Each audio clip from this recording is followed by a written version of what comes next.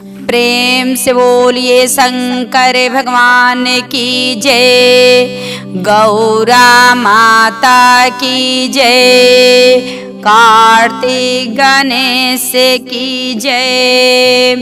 तो देखिए गुरु बहिना, आप लोग के बीच बहुत सुंदर शिव चर्चा की कथा सुनाओ तनी हमरी कथा की आप सब शुरू से लास्ट तक सुनो आ सुन के कमेंट बॉक्स में बताइब कि हमार कथा सुन के आप सबके कैसन लगल बाटे और कमेंट बॉक्स में हर हर महादेव लिखो। देखिए एक औरत रहली, उनकी एको संतान ना रहने, उनकी एको संतान ना रहने, नेक को बेटी रहली नेक को बेटा रहने आ धन दौलत उनके बहुत रहल, उनके धन दौलत बहुत रहल। इतना वो 7-8 साल हो गई, उनके भगवान एको बाल बच्चे ना देहने, उनके बाल बच्चा ना भईने। बेचारी उनकर पति देव सोचे लगने आखिर में एको संतान नहीं बने, इतना धन दौलत बाई, धन दौलत कौने काम के बाद चाहे कि हमन के मरल जाई तो के हमन के शरीर के मिट्टी दी। देखी उनकर महतारी इतना बात सोचत लिया बाप भी, लेकिन देखी उनके मन में विचार आइल एक बार कि चल सब कुछ ते कैनी, इतना दवा करौनी, सब कुछ करैनी, लेकिन एको हम भगवान के भक्ति नहीं कैनी। उनके मन में विचार ही आई कि इतना दवा करौनी, सब कुछ करौनी, सुखा ओझा सब कुछ करौनी, लेकिन भगवान के कबो हम भक्ति नहीं कैनी। इतना उनके मन में घुसल तो कहली अपने स्वामी से, का कहली पति देव से कि हम अब सोमवार के व्रत करब, आप तवन हमके जौन जौन कहब तवन आप करब। भगवान ही हमें, महादेव जी हमें, कुहे देवे वाला हमें और उहे लेवे वाला हमें, कुहे जवन करिए उ करिए। बताई हमार के शादी 9 साल हो गई, आज ले को बाल बच्चे ना भईने, तब बताई हमन के जीवन के उद्धार करी, के हमन के शरीर के मिट्टी दी, आपन अगर औलाद ना बाटे तो के मिट्टी दी। देखी बेचारी अपने पति देव से कहली, पति देव कहने चलो कि बढ़िया तुहार सोच बाटे। आपन का कैली, सोमवार के व्रत करे लगली, सोमवार के व्रत करे लगली। आ भगवान महादेव जी के लगली पूजे, भगवान महादेव जी के लगली पूजे। उनके मंदिर पे जाके लगली जल चढ़ावे, महादेव जी से ये कहें कि हे महादेव जी, हमके सब कुछ देले बानी, लेकिन हमके वो बेटा संतान ना देले बानी, कि हमरे इस शरीर के मिट्टी दी, कि हमके एगो बेटा दे दी, बहुत सुंदर हमके एगो बेटा दे दी, कि आखिर में शरीरिया के होई।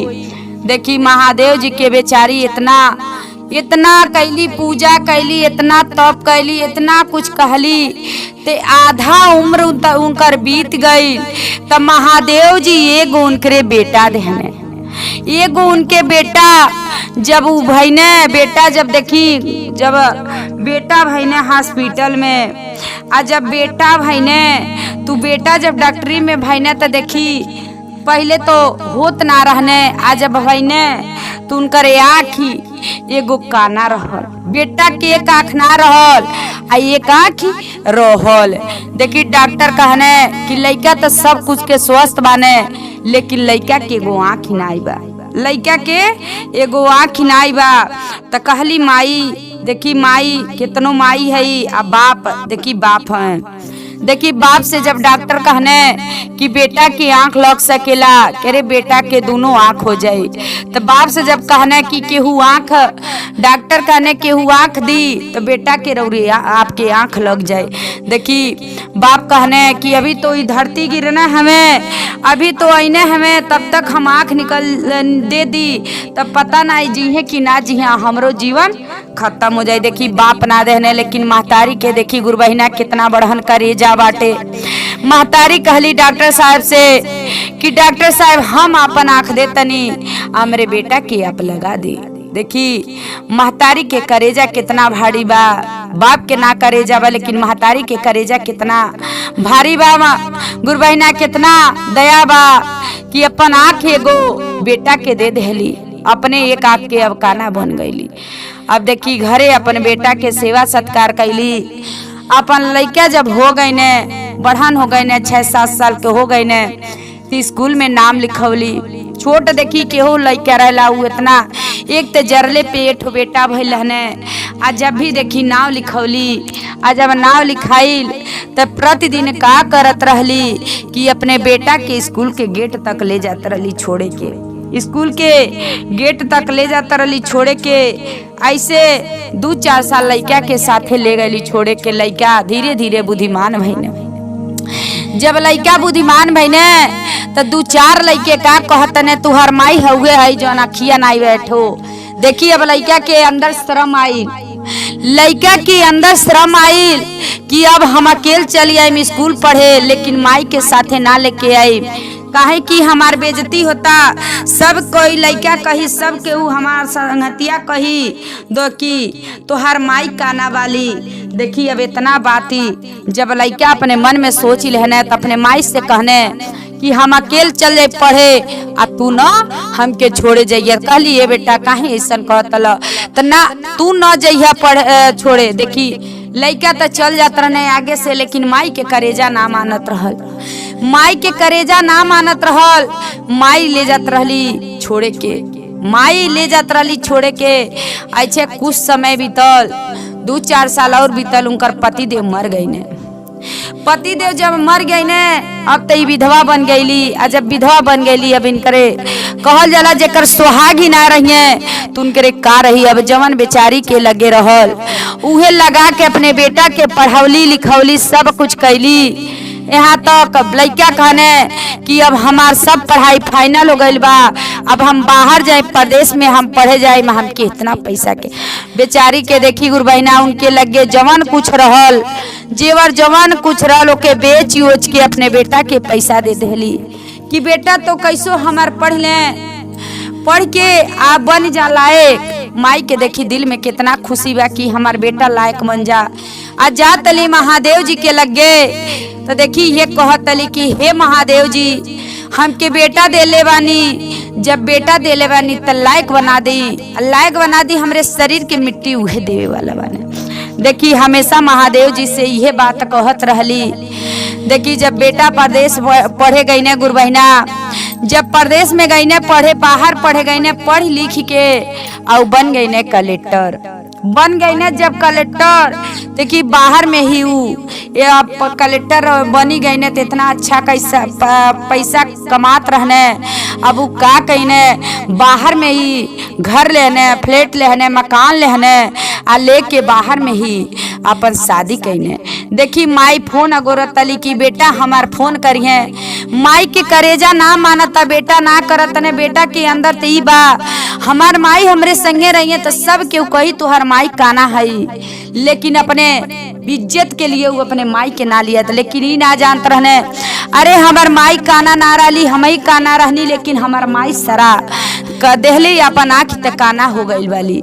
देखी गुरु बहिना ऐसे कुछ समय बीतल। जब कुछ समय बीतल तो माई के करेजा ना मानल। माई के करेजा ना मानल केहू से फोन लगवावे कहे तनी हमरे बेटा के लगे फोन लगा देती सबन तनी अपने बेटा से। देखी नंबर तो पौले रही अब बेटा के लगे फोन लगावत रही। बेटा कहत रहे माई हम ठीक बानी तू काहे घबरात लो हम ठीक बानी। ते बेटा कहिया तू अइब ते माई हम आइम ना। देखी माई के करेजा ना मानत रहल। बेटा कहने नाई हम आई अने बेटा अपने ओर से कभी फोन करके हाल पता कर लेते रहने। देखी बेटा बाहर में ही शादी कर लेने तबो ना माई से बतौने कि ये माई हम शादी कर ले बानी। माई फोन कैली। जब माई फोन कैली तो कहने कि ये माई आ देखा हम शादी कर ले बानी हम शादी कर ले बानी हम का कर।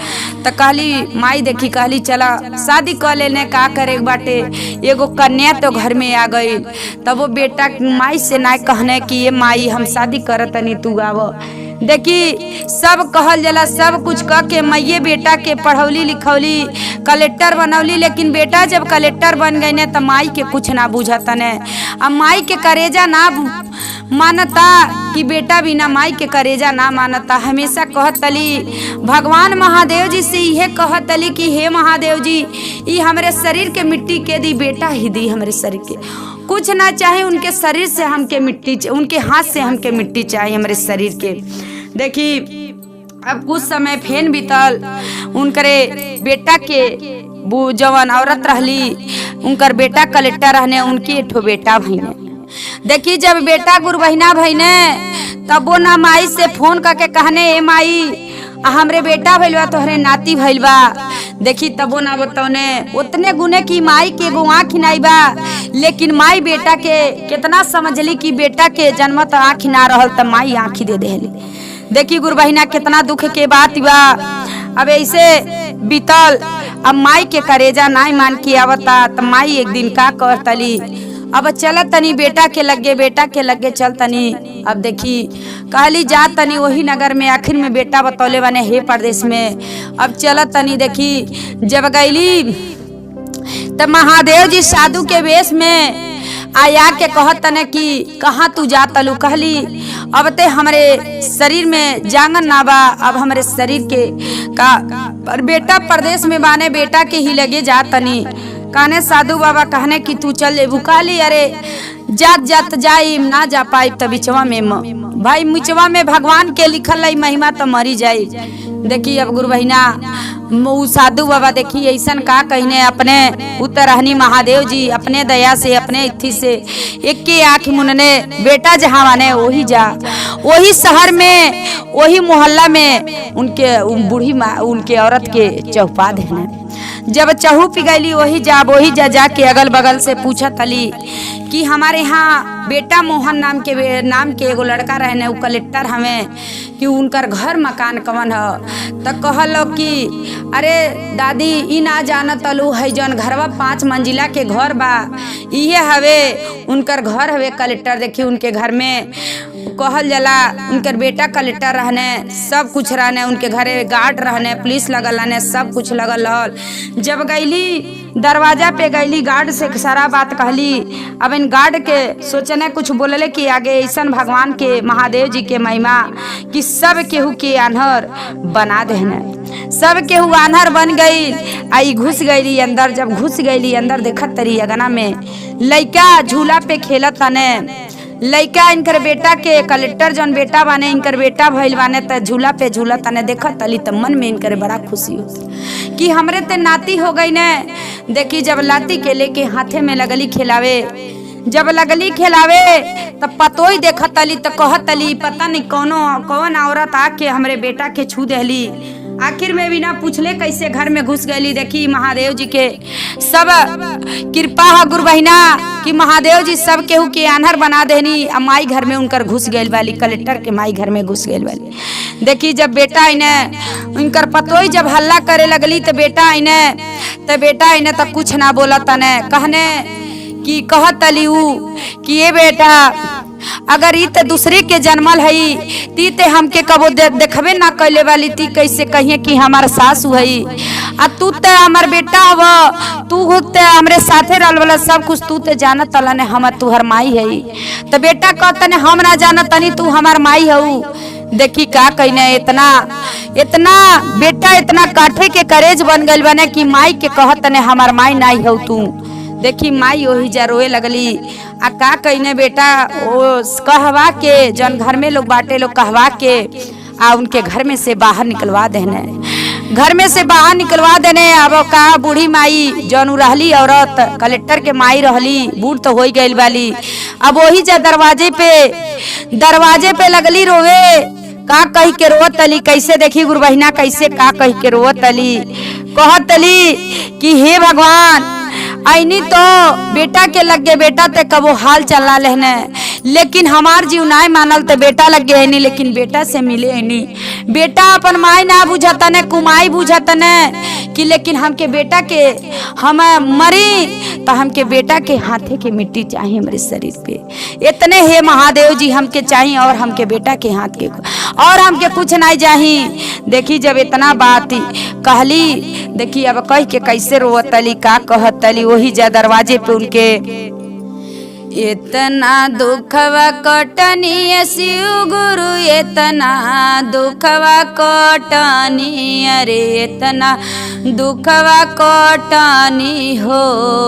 आये तना जो मंगनी तो से मनातवाय शिव गुरु, ये तना जो मंगनी हो।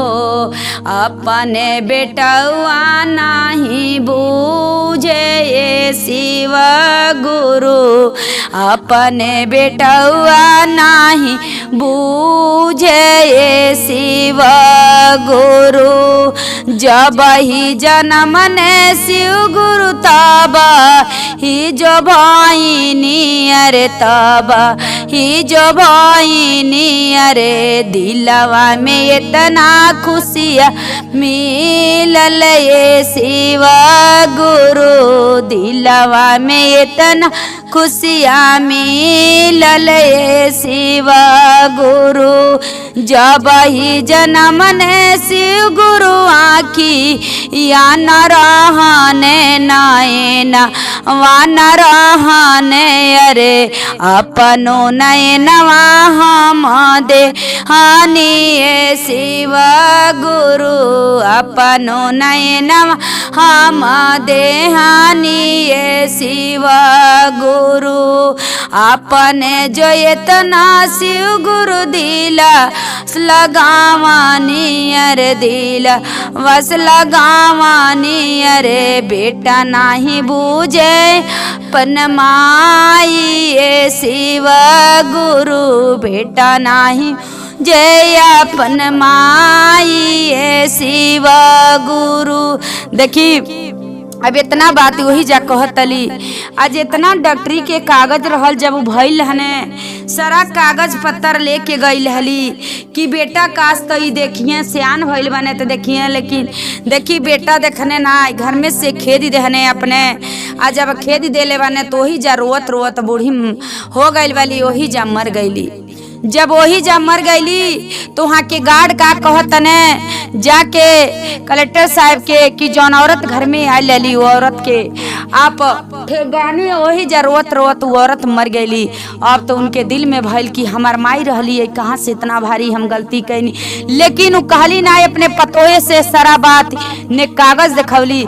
आ जब देखत तने वही जब बेटा कि माई लेके काम मरल वाली, तो सब उघार के देखत तने तो कहत तने कि हमार माई आज ले ही ना कहले रहली कि अपन ही आँख हम तो के देले वाली, तू काना जन्मल लाला अपन ही आँख देले वाले, लेकिन अपने माई के वो काना समझ के काना कि सोचत रहनी कि हमार दोस्त हित का कहिए कि तुहार माई काना है, तो यही से इतना बड़ा हम गलती काम कैले बानी। हे भगवान हमके तू माफ करियो। तो देखी जब माई के इतना बात देखने वही जा रोए लगने, माई के ले जाके फूकने तपने सब कुछ कहने, माई के मिट्टी देने काम क्रिया कहने।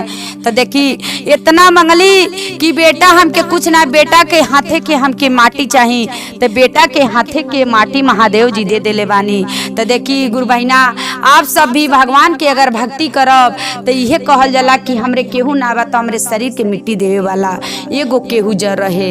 देखी गुरु बहिना इतना उ कैली तो भगवान के तना कुछ मिलल, तो उनके शरीर के मिट्टी उनके हाथ के बेटा के हाथ के मिट्टी तो उनके शरीर के मिलल।